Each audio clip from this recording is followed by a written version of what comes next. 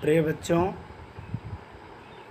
मैं D N. Tiwari S S. Public school Haliyapur Sultanpur से आप सभी कक्षा 9 के विद्यार्थियों के लिए कबीर के दोहे के साखी नामक शीर्षक से लिए गए दोहों को लेकर उपस्थित हैं। आप इनके अर्थ और भावार्थ को सुनते चलिए और इसे मनन करते चलिए। साखियाँ का पहला दोहा है।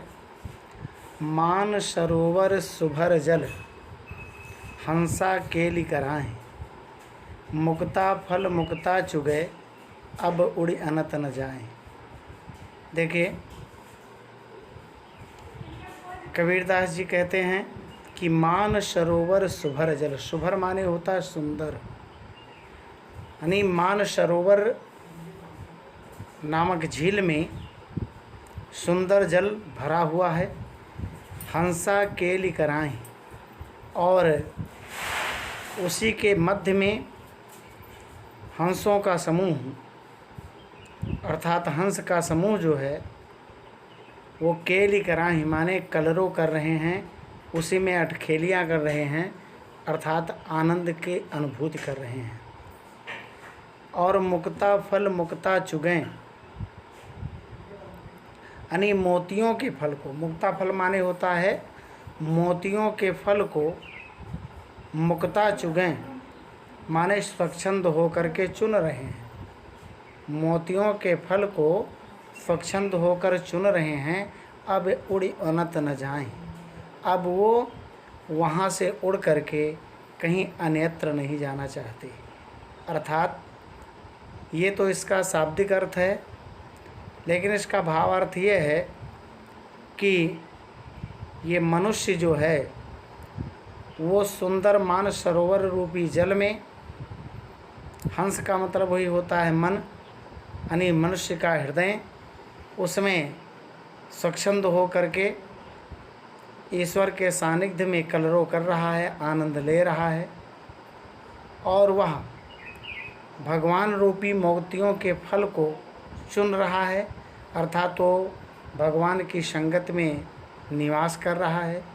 अब वह भगवान के चरणों को छोड़ करके कहीं अन्यत्र नहीं जाना चाहता। इसी प्रकार अब दूसरा दोहा देखें।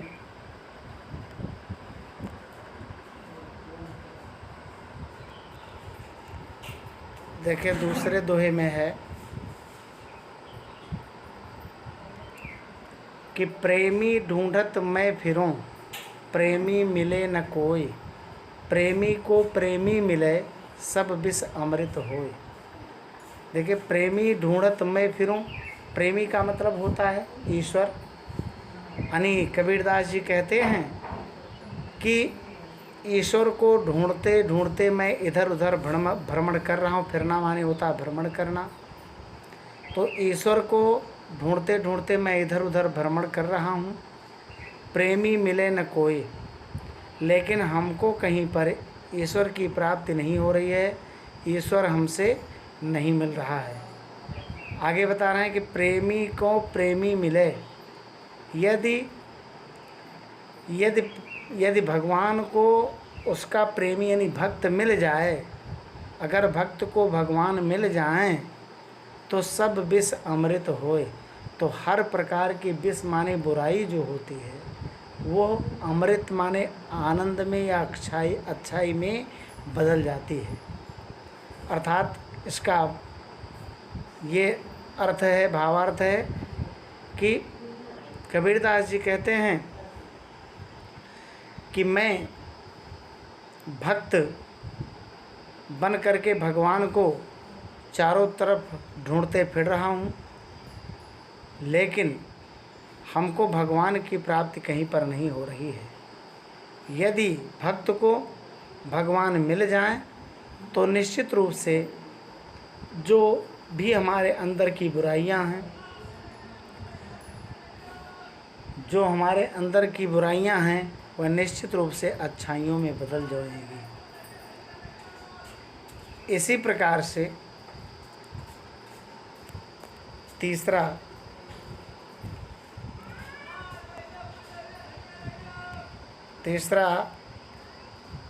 साखी का दोहा है, हस्ती चढ़िए ज्ञान को सहज दुलीचा डारी, अस्वान रूप संसार है भूकन दे झक मारी।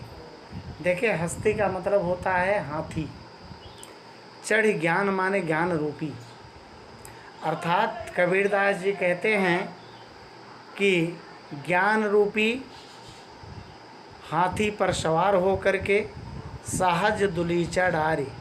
सहज का मतलब होता है सज्जनता का, दुलीचा माने होता है चादर, डारी माने डाल करके, यानी ज्ञान रूपी हाथी पर सवार हो करके और उसके ऊपर सज्जनता रूपी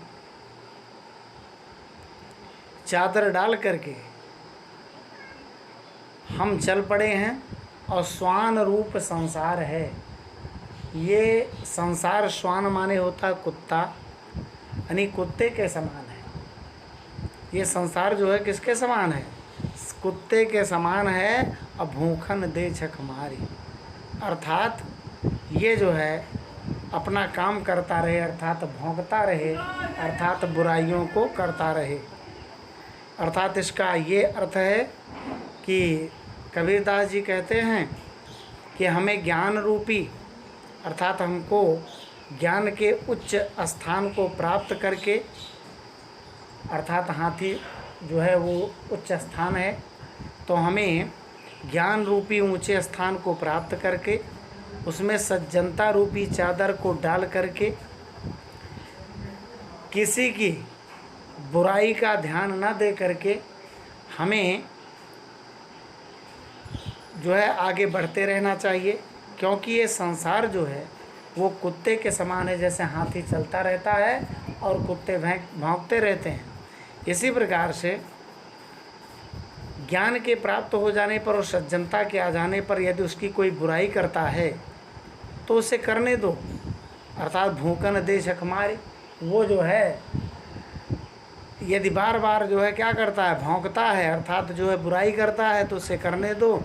लेकिन हाथी का काम है अपने ज्ञान से आगे की ओर बढ़ता जाए, अपनी महानता को बनाए रखे, अपनी सज्जनता, चादर रूपी सज्जनता को संजोए रहे, और बुराई करने वाले बुराई करते रहें, उससे कोई फर्क नहीं पड़ता। अब देखिए, इसमें साखी का चौथा दोहा है, पखा पखी के कारणे सब जग रहा भुलान, निरपख होई के हरि भजे सोई संत सुजान। देखिए, पखा पखी का मतलब होता है, आप समझ लीजिए कि पखा पखी का मतलब होता है पक्ष और विपक्ष। तो पक्ष और विपक्ष क्या है? पक्ष और विपक्ष का मतलब है जैसे हिंदू मंदिर में पूजा करने जाते हैं, मुसलमान मस्जिद में पूजा करने जाते हैं, सिख जो है वो गुरुद्वारे में पूजा करने जाते हैं, ईसाई जो है वो जाता है चर्च में पूजा करने। तो वही चीज़ बताई जा रही है। कबीरदास जी कहते हैं कि पखा पखी के कारण, अर्थात पक्ष और विपक्ष के कारण, अर्थात हम हिंदू हैं, हम मुसलमान हैं, हम सिख हैं, हम ईसाई हैं, यह जो है के कारण, यानी इसी जो है दुविधा के कारण कि इनका तो जो है, इनका तो ईश्वर अल्लाह है, मेरा ईश्वर भगवान है, उनका ईश्वर जो है वो गुरु गोविंद साहब हैं, उनके ईश्वर जो है वो हज़रत मोहम्मद साहब हैं। इस प्रकार की बातें करके और ऐसे इसी के कारण सब जग रहा भुलान, सारा संसार इसी में अपने को भूल जाता है। क्या भूल जाता है? कि हम सभी एक ही ईश्वर की संतान हैं। यहाँ पर लोग जो है जातिवाद और भेदभाव की भावना से पक्ष और विपक्ष के कारण ही इस संसार में अपने को भूल जाते हैं कि हम एक ही पिता की संतान हैं। और निरपक्ष होई के हरि भजे, निरपक्ष का मतलब होता है पक्ष और विपक्ष ना हो करके, अर्थात जो सभी ईश्वर में विश्वास करता है। निरपक्ष होई के हरि भजे, अर्थात भगवान का भजन जो पक्ष और विपक्ष ना हो करके करता है, उनका जो है पूजा करता है, सोई संत सुजान, वही जो है सच्चा संत है। सुजान माने और बुद्धिमान है, वही बुद्धिमान है। अर्थात हम इसका अर्थ लिख सकते हैं कि कबीरदास जी कहते हैं कि पक्ष और विपक्ष के कारण ही ये संसार जो है, ये संसार के लोग इस संसार में आकर के अपने को भूल जाते हैं। और जो व्यक्ति पक्ष और विपक्ष का त्याग करके, अर्थात भेदभाव को छोड़ करके जो भगवान का भजन करता है, वही सच्चा संत है और वही जो है बुद्धिमान है, वही सज्जन है। इसके बाद में आइए 5वां दोहा हम देखते हैं। देखिए 5वें दोहे में है,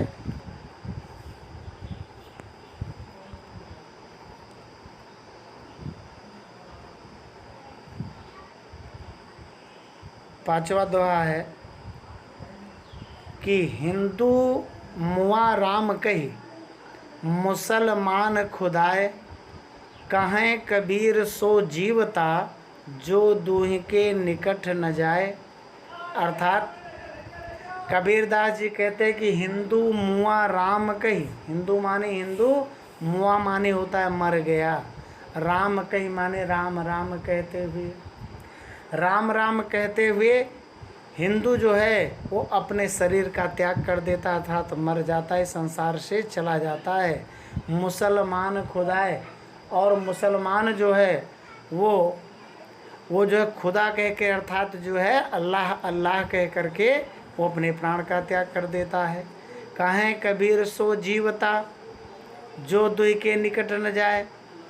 कबीर दास जी कहते हैं कि वही व्यक्ति सच्चा जीवन जीता है, अर्थात सच्चा मानवता का जीवन जीता है, जो दुह के निकट न जाए, जो राम और जो है रहीम, अर्थात जो राम और अल्लाह दोनों के पास ना जा करके और अपना जीवन जो है एक भाव से एक पिता एक परमात्मा का चिंतन मनन और पूजन करता है, वही व्यक्ति सच्चा जीवन जीता है। आइए इसी के साथ अब हम 6वें दोहे को साखी के पढ़ते हैं। क्या लिखा है कबीरदास जी ने कि काबा फिर काशी भया, और राम ही भया रहीम, मोट चून मैदा भया, बैठ कबीरा जिम। अब इसमें देखिए कह रहे हैं कि काबा फिर काशी भया, अर्थात कबीरदास जी कहते हैं कि काबा जो होता है वो मुसलमानों का सबसे श्रेष्ठ तीर्थस्थल है। काशी भया, वो काशी भया माने हो गया, अर्थात जो कभी मुसलमानों का काबा था अब वह क्या बन गया, काशी बन गया, और जो काशी था वो क्या बन गया भाई, काबा हो गया। और रामे भया रहीम, जो राम थे वो भया माने हो गए, रहीम माने रहीम, जो राम थे वो रहीम हो गए, और जो रहीम थे वो राम हो गए। और मोट चून मैदा भया, और बैठ कबीरा जिम। मोट चून का मतलब होता है मोटा पिसा हुआ, जो चून का मतलब होता है चूने के रंग का, अर्थात सफ़ेद रंग का। मैदा माने वही आटा, अर्थात गेहूँ, भया माने हो गया। अर्थात जो गेहूँ था वो कहीं पर पीस करके मोटा मैदा बना दिया गया, तो कहीं पर पतला मैदा बना के दिया गया। लेकिन कह रहे बैठ कबीरा जिम, लेकिन कबीरदास जी कहते हैं कि उसी को सब लोग खाते हैं, चाहे गेहूं का मोटा मैदा बना दिया जाए और चाहे उसका पतला मैदा बना दिया जाए, बनेगी रोटी ही और खाएंगे खाएंगे। कबीरदास जी कहते हैं मानो ही मनुष्य ही। तो कहने का मतलब ये है कि भगवान चाहे काबा में हो, चाहे काशी में हो, चाहे राम हो, चाहे रहीम हो, चाहे आटे के मैदे को चाहे पतला कर दो और चाहे आटे के मैदे को मोटा कर दो, बनेगी रोटी ही। तो कुल मिला करके कहने का मतलब ईश्वर एक है। और चाहे वो भगवान माना जाए उसको, और चाहे उसको अल्लाह माना जाए, चाहे उसको जो है जो माना जाए, एक ही ईश्वर है, एक ही पिता की सारी संतानें हैं। हम आप यहाँ आकर के और अपने को क्या बना देते हैं, अपने को हम भाई भतीजे बाद में, और जो है इसको जातिगत में ले जा कर के परिवर्तित कर देते हैं। इसी के साथ आप 6वां दोहा देखिए, कबीरदास का जो साखी से लिया गया है। ऊंचे कुल का जन्मिया जे करनी ऊंच न होए, सुबरन कलश सुरा भर साधु निंदा सोए। देखे ध्यान से, कह रहे हैं ऊंचे कुल माने होता है परिवार का जन्मिया, माने में जन्म लेने से क्या, अर्थात ऊंचे परिवार में या ऊंचे कुल में जन्म लेने से क्या लाभ है। जे करनी ऊंच न होए, जिसका करनी का मतलब होता है कार्य या कर्तव्य, ऊंच न होए, उच्च कोटि का ना हो। कबीरदास जी कहते हैं कि ऊंचे परिवार में जन्म लेने से कोई व्यक्ति महान नहीं होता। कर्म से मनुष्य क्या होता है, श्रेष्ठ होता है। अर्थात बताया गया है कि जन्मात जायते शूद्रा, जन्म से हर व्यक्ति शूद्र होता है, अर्थात जो है अज्ञानी होता है। ज्ञान के प्राप्त कर लेने के बाद ही वह उच्च कोटि का होता है, अर्थात वो उसका परिवार उसके उच्च ज्ञान से ही जाना जाता है। तो ऊंचे परिवार में जन्म लेने से कोई व्यक्ति महान नहीं बनता।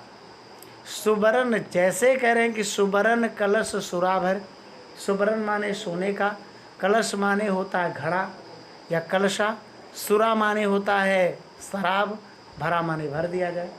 जैसे सोने का कोई घड़ा हो और उसमें क्या भर दिया जाए, शराब भर दिया जाए, तो चाहे सोने के कलश में शराब को भरा जाए या सोने के गागर में शराब को भरा जाए, और चाहे मिट्टी के गागर में भरा जाए, चाहे तांबे के और चाहे स्टील के, लेकिन क्या वो शराब जो है सोने के कलश में भर देने के बाद अमृत बन जाएगा ना, ऐसा नहीं हो सकता। अर्थात सोने के कलश में शराब भरने पर वह जो है अमृत नहीं बन जाता, वो शराब ही रहता है। और साधु निंदा सोए, इसी प्रकार से साधु माने होता है सज्जन की, निंदा माने होता है बुराई, और सोए माने उसी प्रकार से है। उसी प्रकार से ऊंचे कुल में जन्म लेने वाला जो व्यक्ति होता है वह अपने कर्म से उच्च कोटि का बनता है। ऊंचे परिवार में जन्म लेने से कोई श्रेष्ठ नहीं होता। कैसे, जैसे सोने के कलश में शराब के भर देने पर वह अमृत नहीं होता, वैसे ही कभी भी सज्जन की निंदा नहीं करनी चाहिए। अर्थात सज्जन जो होता है वो सज्जन ही होता है, चाहे वो श्रेष्ठ परिवार में पैदा हो या कि निम्न परिवार में। इसी के साथ में ये सातों साखिया के कबीरदास के दोहे यहीं पर समाप्त होते हैं। अब अगले दिन इसी से संबंधित अन्य पदों को मैं पढ़ाऊँगा। इसी के साथ में आप सभी लोगों को धन्यवाद।